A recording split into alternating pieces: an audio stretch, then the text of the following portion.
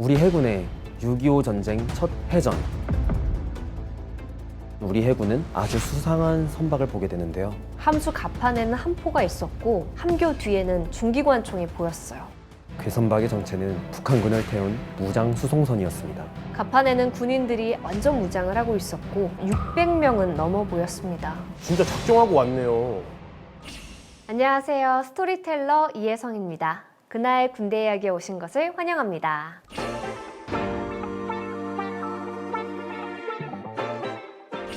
안녕하세요. 저 배우하고 있는 김요한이라고 합니다. 아주 귀여운 얼굴에 호감형 인상, 어디든 풀어주면 맛있어지는 미원 같은 배우가 되겠습니다.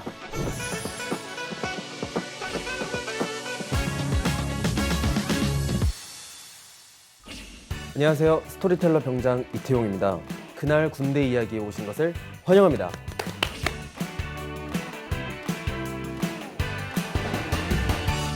안녕하십니까.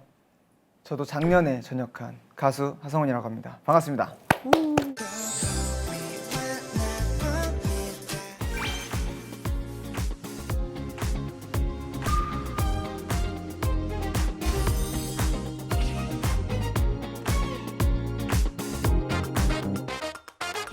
작년까지 또 군복을 입고 정신전력 교육 시간에 그날 군대 이야기를 많이 시청했는데요. 이렇게 출연하게 돼서 신기하네요. 네, 초대해 주셔서 감사합니다. 환영합니다. 신병3에서 문빛날이 이병 역할을 하셨잖아요. 이때 정말 대체 불가 캐릭터가 탄생했다, 찰떡이다, 이렇게 시청자분들에게 눈도장을 제대로 찍으셨는데 혹시 군 시절 경험이 연기하는 데 도움이 많이 됐을까요? 네, 실제로 제 이등병 생활을 떠올리면서 그때 제가 어떻게 생활했는지에 대한 기억을 바탕으로 연기를 했었고요. 저는 27사단 이기자 부대에서 155mm 자주포 포병 보직을 맡아서 근무했었고 네. 전역은 2016년 1월 달에 전역했습니다. 선배님은 어떤 부대에서 근무하셨나요?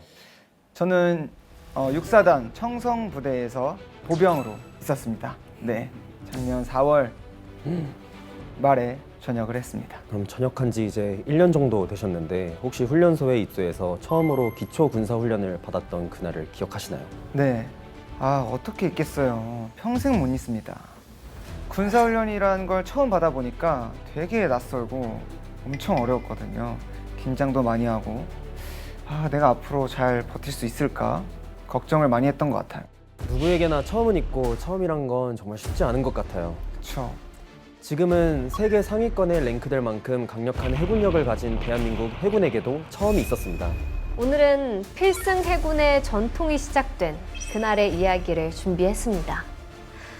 6.25 전쟁 중에 벌어졌던 우리 해군의 첫 해전은 어땠을까요?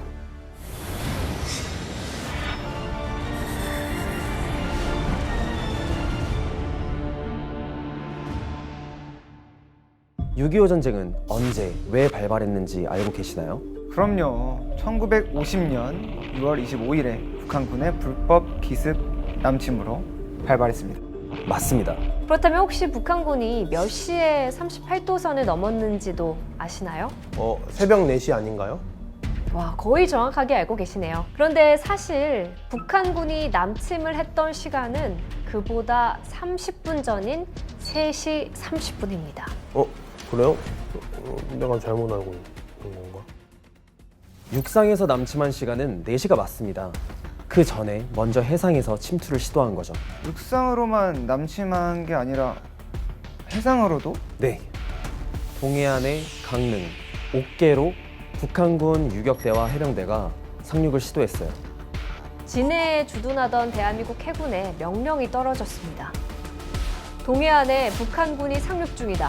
즉각 출동해 적을 격퇴하라. 그리고 현재 목포 앞바다, 그외 중문진 앞바다에 인민군 대도하고 인민군 해군 대도하고 저런 국함들이 우르르하니까 나가서 당해라 이겁니다. 알았습니다. 만단 준비를 해가지고 이제 시작을 했어요. 6월 25일 저녁 8시경 울산 앞바다를 지나고 있던 우리 해군은 아주 수상한 선박을 보게 되는데요. 선체는 검은색으로 칠해져 있었고 국기나 이름 같은 표식도 없었어요. 좀 수상한데요? 우리 해군이 국제적으로 통용되는 수기 신호와 조명으로 국적, 출항지, 목적지를 물었는데요. 그래서 뭐래요? 아무런 반응이 없었습니다. 그냥 무시하고 계속 남쪽으로 내려갔어요. 그러면 안 되잖아요. 뭐지? 우리 해군은 이 수상한 선박을 추적하기 시작했는데요. 1시간 넘게 따라가면서 계속 신호를 보냈거든요. 그런데도 아무 반응이 없었습니다. 아니, 저렇게까지 했는데 반응이 없으면 우리 해군도 수상하다고 생각했을 것 같은데요? 최용남 함장은 괴선박을 향해서 마지막 경고를 날렸어요. 정지하라. 정지하지 않으면 발포하겠다.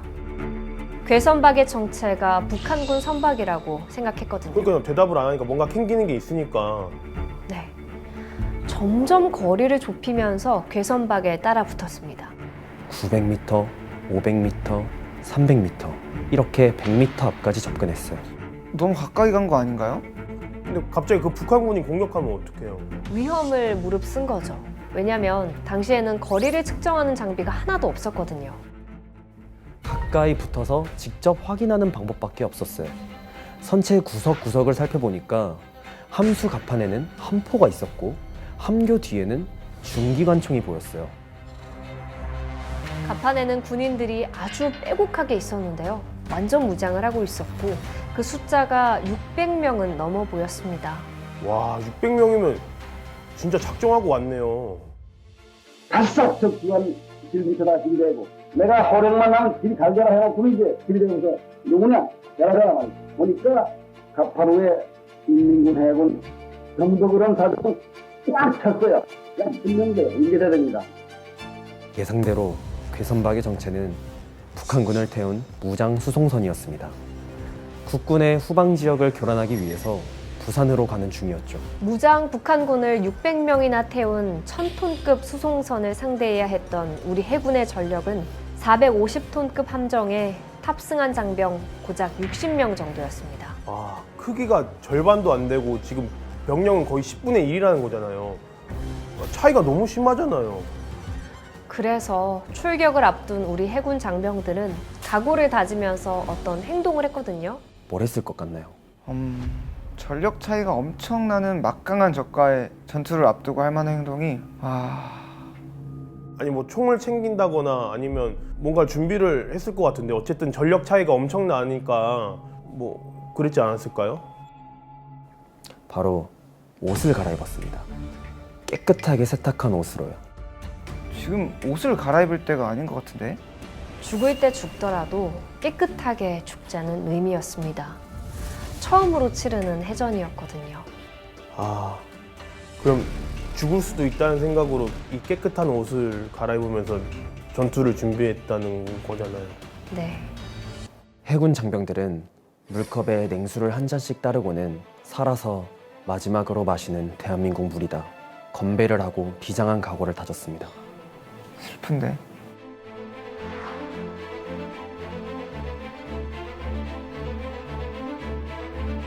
적함, 우연, 45도, 쏴! 최용남 함장의 우렁찬 목소리와 함께 3인치 함포가 불을 뿜었습니다. 힘차게 날아간 첫 포탄은 적함을 맞추지 못하고 바다로 떨어졌어요.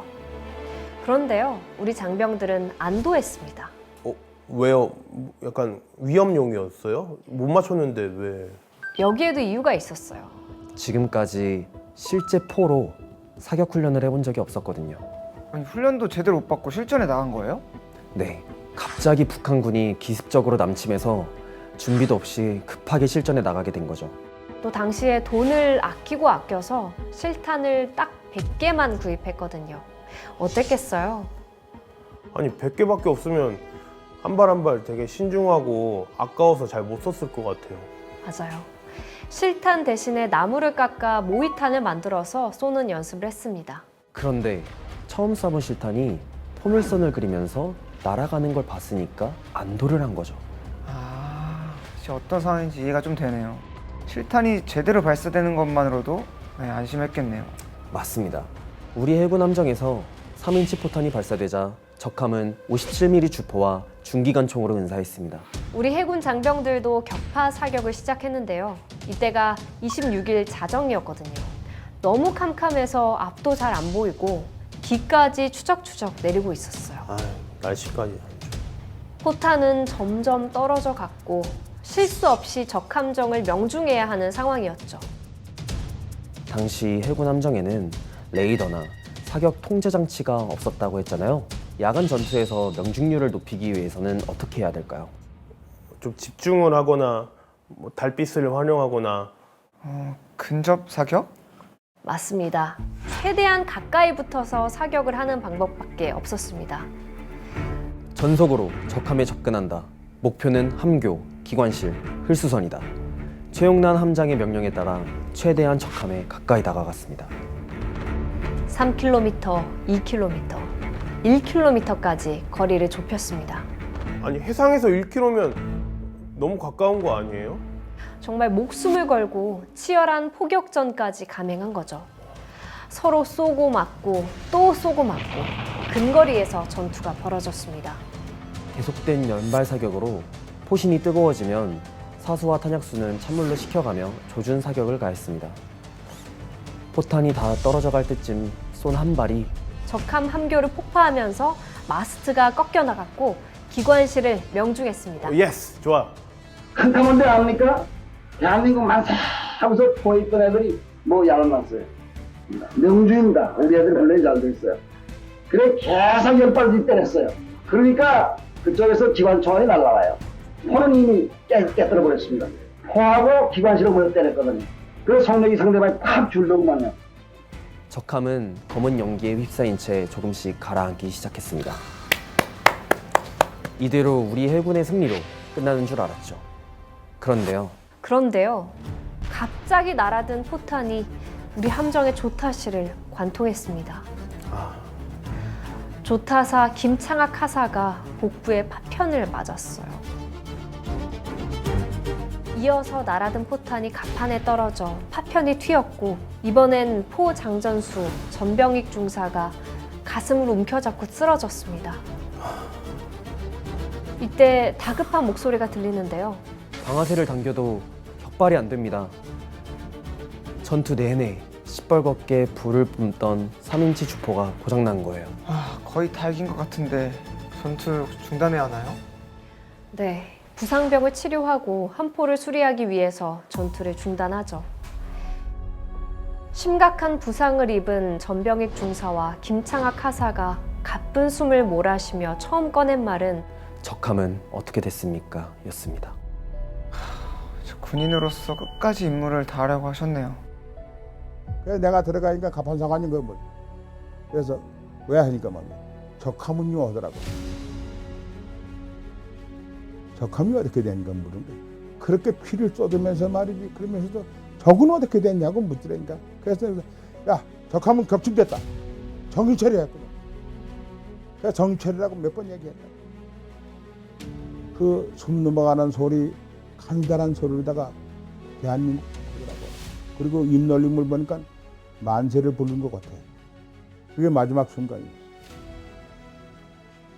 1950년 6월 26일 새벽 1시 40분 치열한 전투 끝에 우리 해군의 집중 사격을 받은 북한군 무장수송선은 바다 깊숙이 침몰했습니다. 대한민국 해군에게 첫 승리를 안겼던 이 해전이 바로 대한해협 해전입니다. 첫 해전에서 승리했다는 게 진짜 대단한 것 같아요.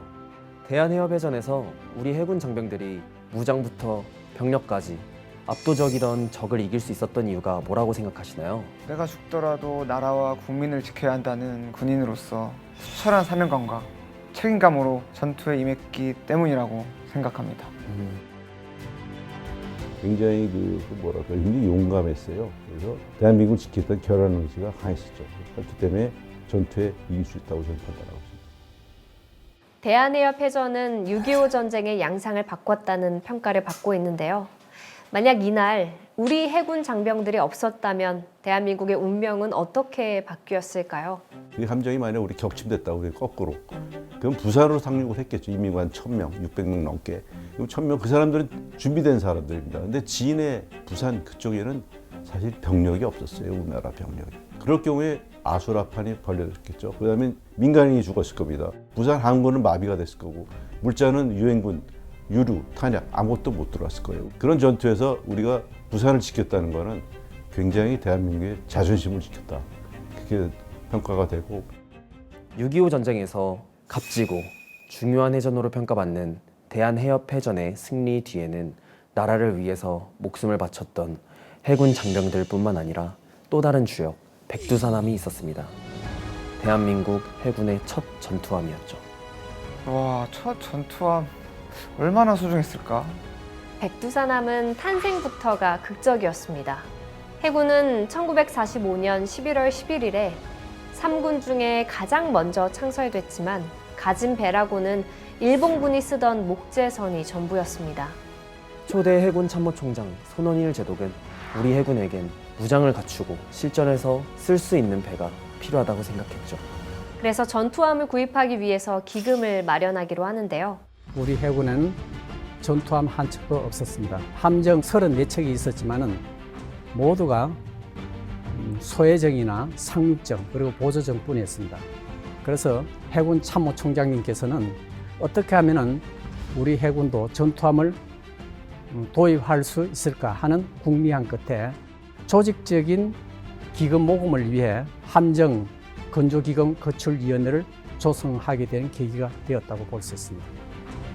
해군 간부들은 월급의 5에서 10%를 기금으로 냈고 수병들은 폐품을 모았고 부인들은 삭바느질을 해서 기금을 마련하는 데 보탰습니다. 진짜 모두가 전투함을 너무 간절히 원했던 것 같아요. 사랑하는 조국이요, 우리에게 배를 주시오. 배가 없이는 바다에서 일을 할 수 없습니다.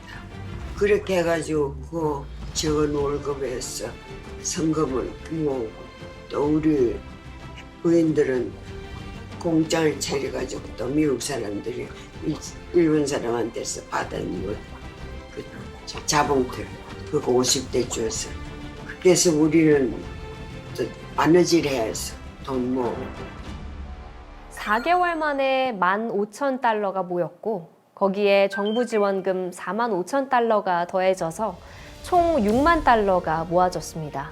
손원일 제독은 미국으로 건너가서 2차 세계대전이 끝나고 해양대학교에서 실습선으로 사용하던 화이트헤드호를 비롯한 총 4척의 전투함을 구매했습니다. 1949년 12월 26일에 뉴욕에서 명명식을 했는데요. 이때 백두산이란 이름이 붙여진 거죠. 한국으로 돌아가는 길에 하와이에 들러서 3인치 주포를 장착하고 괌에서 포탄 100발을 탑재했어요. 전투함으로 거듭난 백두산함은 1950년 4월 10일 진해항에 입항했습니다. 우리 해군의 첫 전투함에 이런 사연이 있었구나. 그리고 해군 장교들이랑 수병들 그리고 부인회까지 자금을 보태가지고 전투함 마련했다는 게 너무 감동적인 스토리입니다. 참 대단하죠. 백두산함은 임진왜란 때 거북선과 같은 존재였고 오늘날 우리 해군이 이지스 구축함과 같은 존재였다고 볼 수 있습니다. 전략 지역이자 핵심 항구인 부산을 구했고 나아가서 위기에 처한 대한민국을 구해낼 수 있는 1등 공신의 존재라고 볼 수 있습니다. 오늘은 우리 해군의 6.25 전쟁 첫 해전 대한해협해전과 최초의 전투함인 백두산함의 이야기를 들려드렸는데요. 어떠셨나요? 저는 육군 나와서 이 해군에 대한 내용들은 잘 모르고 있었는데 정말 육군뿐만 아니라 해군들도 정말 6.25 전투에 큰 이바지를 했다는 걸 이번 시간을 통해서 알게 됐습니다. 감사합니다. 아니, 태용 씨는 현역 해군으로서 또 선배님들이 너무 자랑스러울 것 같아요. 네, 맞습니다. 저도 기초 훈련을 하고 있을 때 이제 정말 가슴이 뜨거워지는 스토리들을 많이 들었는데요. 그 중에서도 제가 굉장히 좋아하는 스토리를 들려드릴 수 있어서 오늘 굉장히 영광이었습니다. 저도 이제 해군 선배님들의 희생 정신을 본받아서 좀 더 감사하는 마음으로 임해야 될 것 같습니다. 감사합니다.